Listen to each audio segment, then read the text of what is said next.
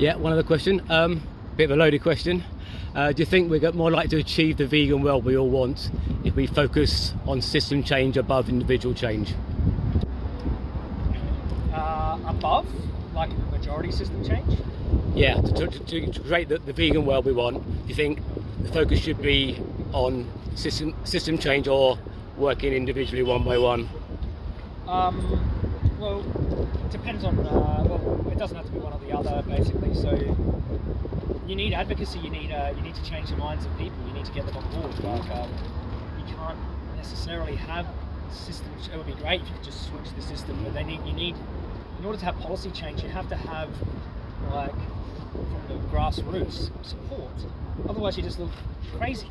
But once you get enough people on board, and they don't have to be practicing vegans to do this, they just have to agree with it in their mind.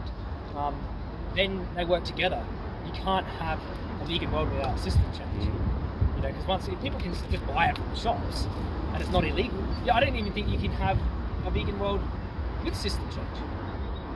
I think a vegan world is, unless we have some kind of crazy revolution all across the world at once, or like not at once, even in the next 100 years, you're still going to get people who violate animal rights. Because we've had, like, look at human rights. There's human rights encoded into law. We have the Universal Declaration of Human Rights. People still murder.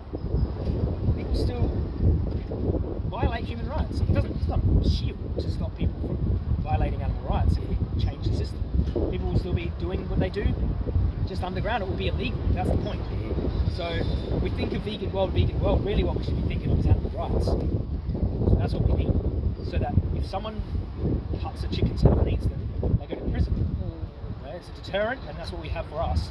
So yeah, I think that's much more attainable. Otherwise, because I can say to you, well, we've got human rights. Why does people still get murdered? Why don't we have a vegan world for people?